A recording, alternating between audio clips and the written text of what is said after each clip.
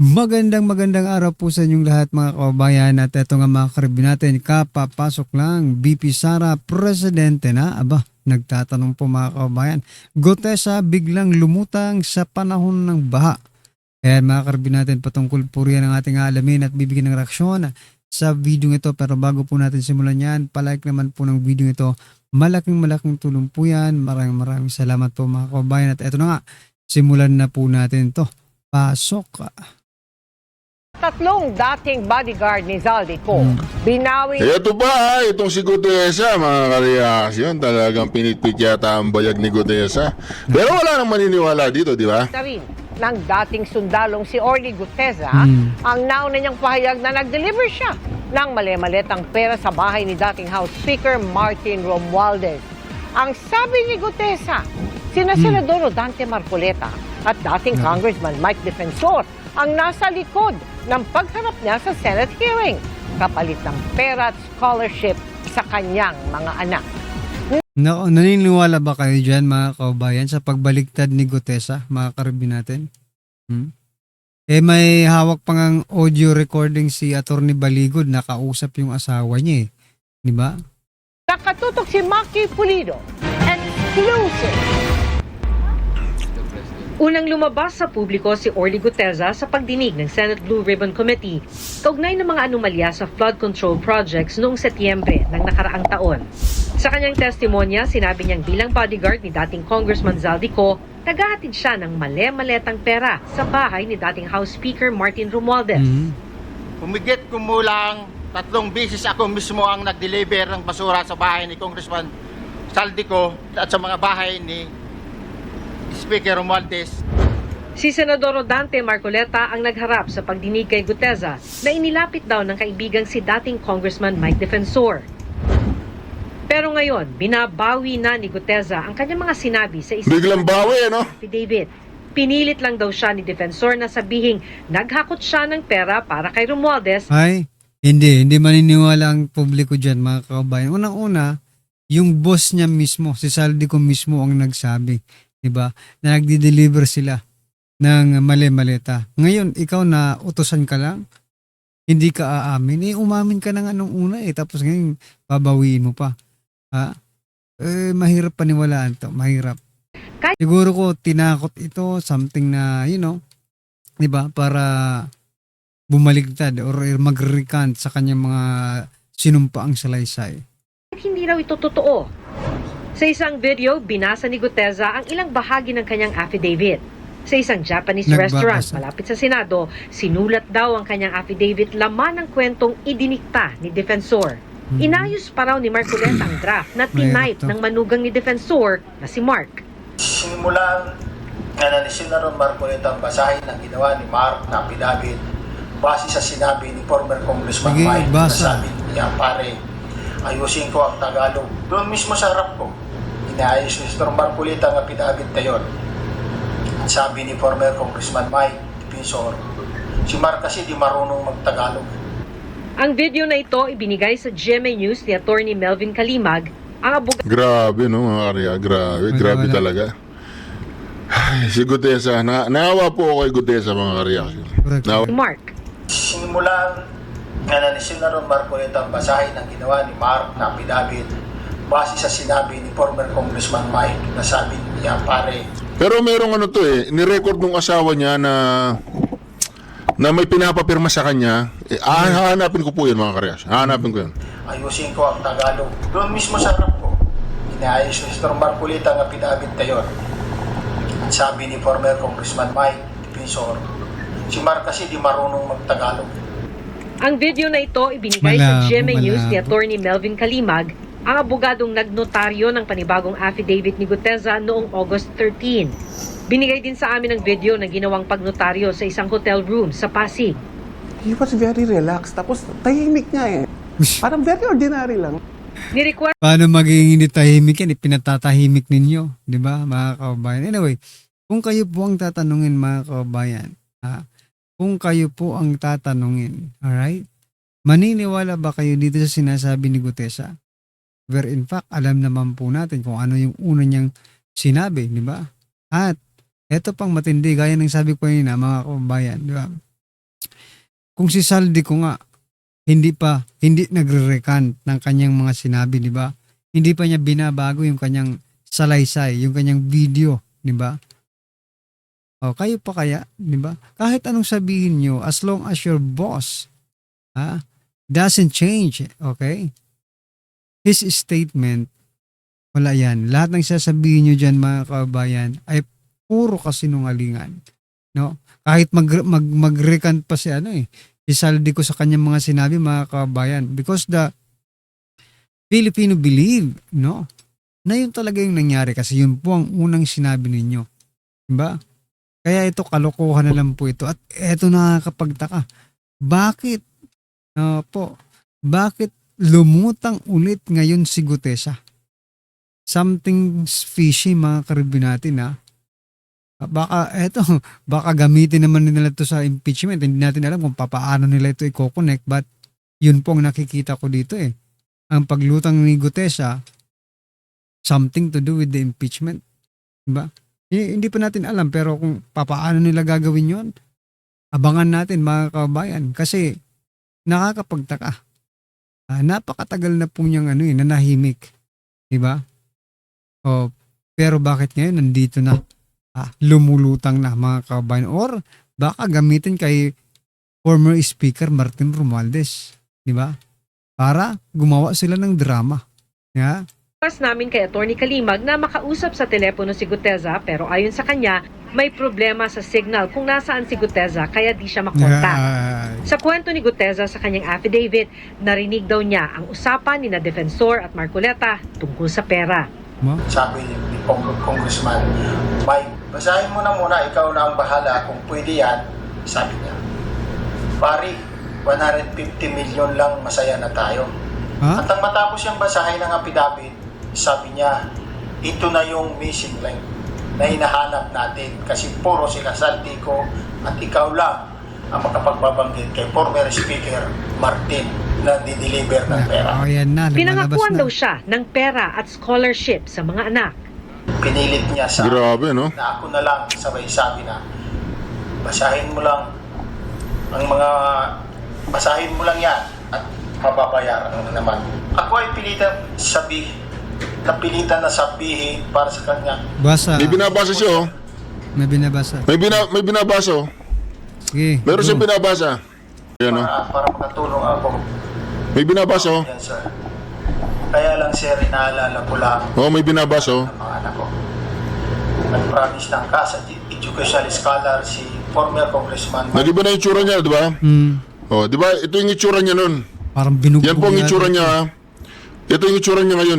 Talagang halatang stress po siya, mga ka-reaction. Yan ang itsura niya, di ba? Tignan niyo yung itsura niya nun. po, sir. Ito ang para, kung ito ang Ayan, may binabasa siya, Ang gawa ko dyan, sir. Kaya lang, sir, inaalala ko lang ang pag-aaral ng mga Ayan, may binabasa, promise ng CAS at educational scholar si former Congressman Mike Defensor. Kinabukasan. Tingnan niyo, layo ng itsura, no?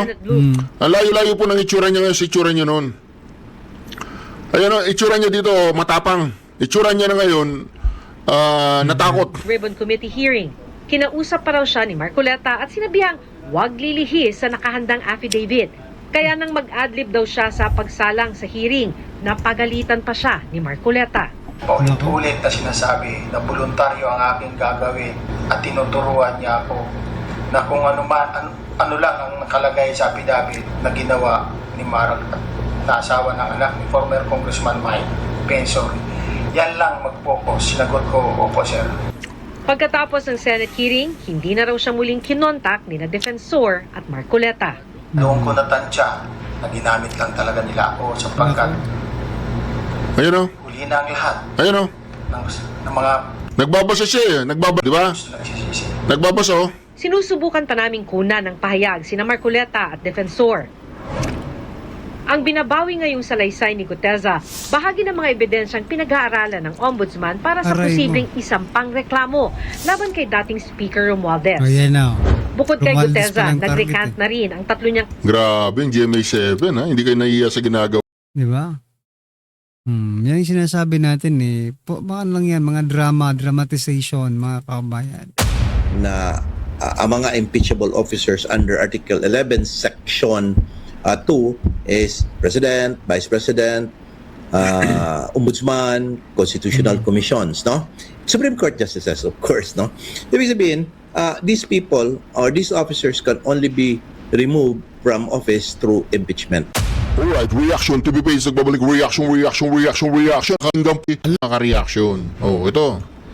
Alam niyo yung last week lang yata yun, sinabi ni Claire Castro na yung tubig dati hanggang tuhod, ngayon hanggang gutter na lang, di ba? Pati si BBM, sabi ni BBM, because of the installation of these new pumps. Oh, ito.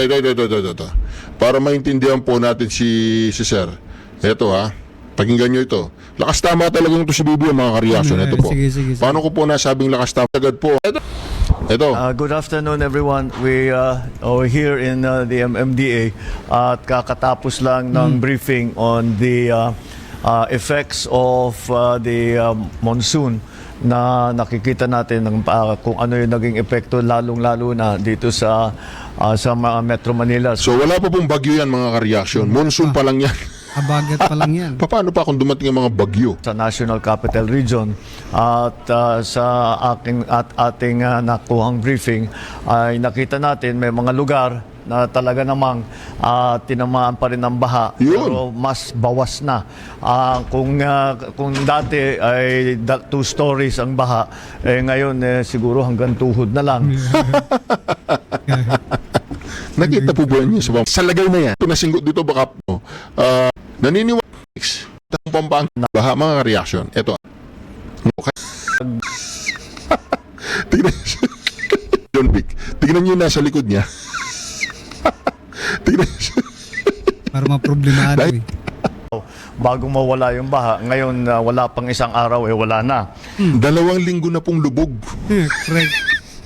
Parang nasa ibang planeta ang mga to. Upa to. At sa loob ng 5 oras, 201 millimeters. Ito ay katumbas ng 44% na bumagsak itong tubig ito in 5 hours. This is 44% of... Puro na lang kasinungalingan po ang sinasabi ng presidenteng to, no? Correct. Ang problema dyan, bumagsak ng 5 hours, bumagsak ng 3 hours, bumagsak ng 4 hours, bumagsak ng 1 titayo. over a period of 24 hours. Oh. So 1/2 of the water volume that fell for Alam niyo, ang dami niyong sinasabi na nililito niyo yung taong bayan, no? Wala naman pakialam kung ilang oras, di ba? Ilan yung bumagsak na ulan, di ba? At the end of the day, baha pa rin yan eh, no? Huwag na kayo mag-focus dyan. Mag-focus po kayo sa paano tulungan yung taong bayan. Ako naman talaga. 24 hours in Typhoon Ondoy. This time, within 5 hours, There is, kinukumpara pa sa nakaraan, di ba? Ngayon yung asikasuhin ninyo, Ako naman talaga. 44% of that. So it was 200 So yung bagyong Ondoy, panahon po ni Abnoy, yung trilyon para sa flood control, kinuha ninyo lahat ng pondo kung saan ninyo kinuha, PhilHealth. fell in 5 hours, and that is yan ang ating ngayon na hinaharap dahil nga sa climate change, dahil yung Ondoy was special, was unusual. Now this is a little Tingnan nyo, wala ito, ano lang to, habagat lang ito mga kabayan, hindi po ito bagyo mga karbi natin Ay nako. Tapos ikukumpara mo sa bagyo, talagang wala kayo sa katinuan. bit becoming a little bit like the new normal. New normal? Ito na pala yung bagong Pilipinas. O kayong may mga jet ski, i-prepare nyo yan kasi ito na yung sinasabi ni President Bongbong Marcos Jr. New normal, bagong Pilipinas. Binabaha. Kaya new normal ito, new normal. So new normal na daw ka, Bulacan. Reaction! Infection, yung pinalaki natin ng mga drainage systems, naglagay tayo ng malalaking tubo. Hanggang salita lang yan mga kabayan. Naglagay nga kayo ng malaking tubo pero, di ba? Hindi naman hindi naman madrain kasi 'di ba napamura pa nga si ano eh. Sino tong secretary? Si Dizon, 'di ba? Napamura pa dahil hindi nadidrain yung tubig eh. Kung maalala ninyo, meron tayong mga pinuntahan na Tignan nyo yung mga dending yan. after World War II pa yung mga drainage na ginawa, ay pinaltan natin yung maliliit na concrete na tubo at pinaltan na natin yung mga na mas malaki na tubo para mas mabilis ang Niloloko talaga. Mabilis. labas ang pumping stations that are all of them are functioning now.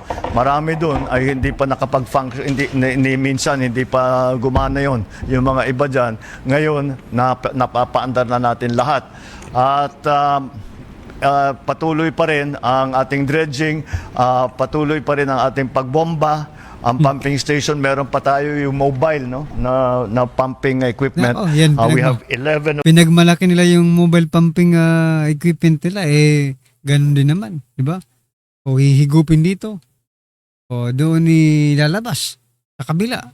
Nandiyan pa rin yan. Saan may mapupunta? Nako. of those, I believe, that we are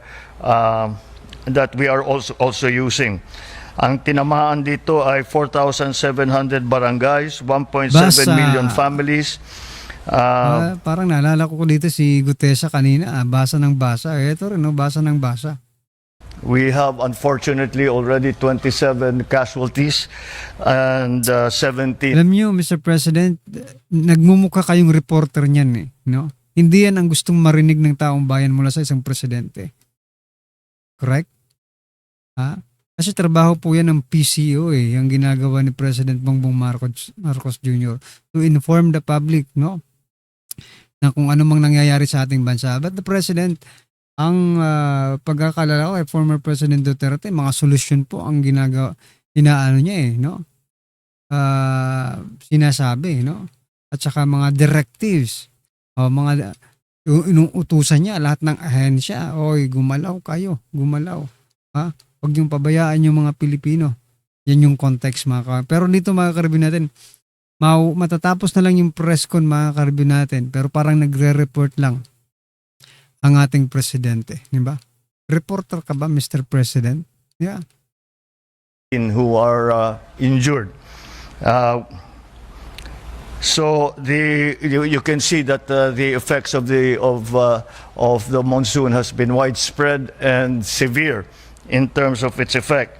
And so moving forward, what we are looking at is meron tayong na-identify, meron na may tumulong sa atin na galing Netherlands na tinuruan tayo at pinag-aralan kung saan, ano ba yung mga iba pwede natin gawin. And those are to na maghuhukay tayo sa ilalim ng mga existing na facilities. Halimbawa, yung mga football field, yung mga open fields, yung mga kahit na may building, pwede namang hukayin yun. Sige, and they have already identified 30 sites, some of which are in Raja Sulaiman. Nako, huwag niyong gagawin yan, mga kabayan. Baka gumuho ang mga building na yan, mga karabina. Alam naman po natin ang karakas ng gobyernong ito. Baka gawing substandard yan. Nako, bahala kayo. Huwag niyo munang gawin yan sa panahon niya. Yung plano nilang paghuhukay sa ilalim ng mga football fields, no, sa ilalim ng mga building, nako. Mahirap yan, mahirap pagkatiwalaan. Rizal Memorial, Camp Aguinaldo, para sa ilalim lahat ito. Hindi huhukayin ito tapos i-restore naman kung ano yung nasa. Ito naman mga kabayan, maghuhukay naman sila ngayon. Dati nung zona, racket lilipad, di ba? Ngayon maghuhukay naman mga karabin natin. Kung ano yung nandun dati sa Camp Aguinaldo, sa UST. At ang natapos na, kaya't meron na tayong 30 na sites na pwede nating gamitin para dito sa mga cistern. Ang pinagmamayabang niya ngayon mga ka-reaction, plano. Plano na naman May lang to. Ganyan, dadyan yung 5,000. May tanggap sila. No! engineering at kapag which will be finished when kailan kaya? Hopefully within the month, Mr. Oh, within this month matatapos na yung detailed engineering. Pag natapos na yung detailed yung engineering, plano. titignan namin, ipaprioritize na namin, sisimulan na namin ang paghukay. Nako. Sige, Ngayon pala si hukayin nyo yan para pag bumahay. Sige. Para dyan natin malaman natin, no? simulan. 2020, chupi ka na. 2022, We are already at present time conferring and speaking to the areas kung sino man ang namamahala doon sa mga area na yon na pumayag sila para hukayin nga yung kanilang lugar. And we are also looking at the continuing upgrading of, for example, of the seawalls, of all the other detailed management of the floodwaters, and that is what we are trying to do. And not only in the initial briefing, doon sa mga huhukayin natin, nalalagyan nga natin ng kung saan natin iipunin yung tubig. Sabi ko pag-aralan natin na imbes na itapon yung tubig sa dagat, ay sana makahanap tayo ng sistema, gagawa tayo ng sistema para kung ano man yung nakolekta na tubig ay magamit din. Magamit for household use, magamit para sa magamit for industrial purposes, magamit for irrigation, whatever uses that we can find for it, para hindi naman masayang dahil Hindi ko alam mga karyas, ginagawa siyang kahihiya-hiya. Correct. Ginagawa pong kahihiya. Kung ano-ano po tayo ng napakarami na tubig na fresh water, tatapon lang natin sa dagat at kailangan natin yan. Grabe mga kareaksyon. Malala na talaga to. Iba na talaga yung tama ng utak nito. An interesting statistic here that the 201.7 millimeters na bumagsak na tubig na ulan ay katumbas ng halos 50 para to be able to conceive or to be able to have an image in Mandagin mo yan, Olympics yourselves kung gaano karami yan. It is 50,000 the equivalent of Walang pakialam ang tao, mga ordinaryong Pilipino sa mga sinasabi mo ngayon eh. Yung mga quantity na yan, yung mga figures na sinasabi mo, walang pakialam. Ang importante ngayon sa kanila, matulungan sila mga karbi natin, no? So, puro ka plano eh. Ngayon, plano na naman. 50,000 50-meter swimming pools that yung nakikita natin sa Rizal Memorial at sa mga ibang lugar.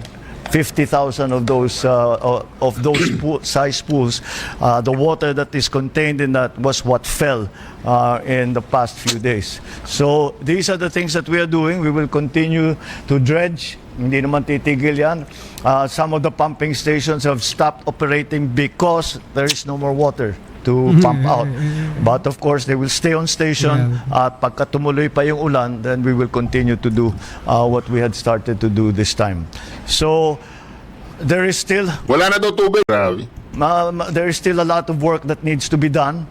But with the effects that we have seen, because after all, if we look at the beginnings of the water management that we have done, this is the effect of the work of the last 6-7 months. Nakita natin nakabawas kaagad, kaya ipapagpatuloy natin ito and to make sure that we have solutions for the very short term, we have solutions for the medium term. Size Olympic. At dati daw ngayon. BBM at saka ni Claire Castro, no? Alam niyo yung last week lang yata yun, sinabi ni Claire Castro na yung tubig dati hanggang tuhod, ngayon hanggang gutter na lang, di ba? Pati si BBM, sabi ni BBM, because of the installation of these new pumps, yung dating hanggang tuhod ay hanggang leeg na.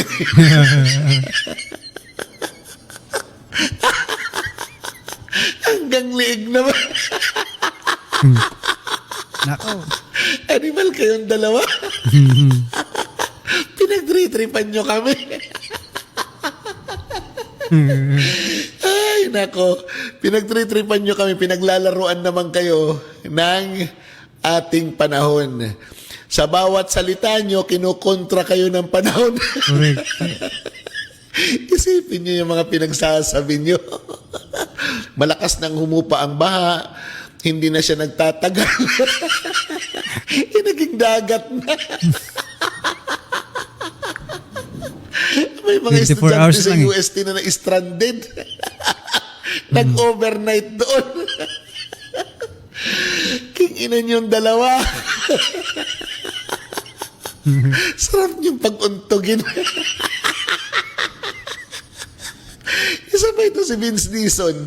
Mura ng mura. O ngayon, ba't hindi ka makapagmura?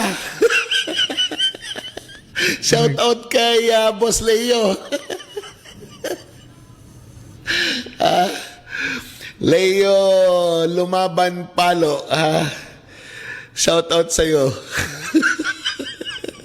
Nabasa ko yung post mo, natawa ako eh. Nag-aantay din ako ng mura na malutong sa harap ng mga kamera para sa baha sa Quezon City at Manila. Wala tayo. Wala. Natawa na nga ako doon sa binibida niyang aspalto. Yung pala, hindi ko mapigilan di tumawa eh. Sabi niya, moderno yung aspalto, ganun. Bigla nang umulan. Ngayon, napatunayan natin na yung aspalto, pag nalagyan ng tubig, Natutuklap. Grabe. matutuklap. Gago ka pala eh. Gago ka pala eh. Alam mo, putang inang gobyernong ito. Mga clowns. Puro kingkoy. Nag-grade sa Davao, radioactive daw. Ako, ano ba nangyayari sa inyo? Mamaya, mga sir. Papanood ko sa inyo si Matibag. Wala siyang ginawa kundi umikot sa Davao. Wala nang gana. Pero mapilit Siya, AI. Sana pina-Xerox nyo na lang. Kasi di ba, Xerox is original. Tagin ng buhay to. Agoy, lap trip. Good afternoon, everyone. Pag-uusapan natin kasama siya mga karelasyon. Dito mo Magiging star witness for the defense kapag nag-testify siya for the prosecution. Hindi nababahala ang mga abogado ni Vice President Sara Duterte sa napipintong pagharap ni Ramil Madriaga sa impeachment trial. Sa katunayan, malaki ang tiwala nila na ito ang pinakamahalagang testigo para sa defense team ni VP Sara. Ayon kay Attorney Paulo Panelo, kung ipatawag bilang witness si Madriaga, lilitaw sa mismong impeachment court ang mga umano'y kasinungalingan nito. If the prosecution presents Ramil Madriaga, it's their funeral. Kasi kakatayin yan sa cross-examination ng defense team. Lalabas lahat ng kasinungalingan niya. And then, ganun kami ka-confident na we're telegraphing already what we have by filing this complaint affidavit. 2 perjury complaints na ang inihain ni VP Sara laban kay Madriaga. Ang pangalawa ay para sa supplemental affidavit na binasa nito sa House Justice Committee noong April 2026. Ayon kay Attorney Panelo, ang kopya nito ay ibibigay din sa defense team ng Vice Presidente. In fact, we are, just like the first perjury complaint, we are transmitting a copy of the second perjury complaint and all of the evidence to the defense team para magamit nila sa impeachment. Ilan sa mga nais pasinungalingan ng kampo ng Vice Presidente ang umano'y pagkuha at pag-deliver ng mga pera sa iba't ibang lugar at authenticity ng mga tseke na tinukoy ni Madriaga. Hihilingin din nila na pagsamahin ang una at pangalawang complaint sa pamamagitan ng motion to consolidate sa Taguig Prosecutor's Office. Habang may mga karagdagang affidavit at certification pa silang iniipon upang lalong mapagtibay ang mga reklamo. Sabi ko nga, yung combined ng first and second perjury complaint, ang total na po niyan is 1,000 pages including testimonial and documentary evidence. So malakas po yan. Kapag dinismiss po yan, may magic dyan. Samantala, ayon kay House Lead Prosecutor Representative Jervy Luistro, nakadepende pa sa mga magiging testimonya ng mga mauunang witness kung ihaharap pa rin si Madriaga bilang testigo. Si Madriaga ay kapwa nakalista sa witness list ng Defense at House Prosecution Panel para sa impeachment trial ng pangalawang Pangulo. Evan Alvarez, UNTV News and So yan mga kabayan, ano po ang inyong opinion, reaksyon patungkol dyan? Just comment down below mga kabayan. Maraming salamat po.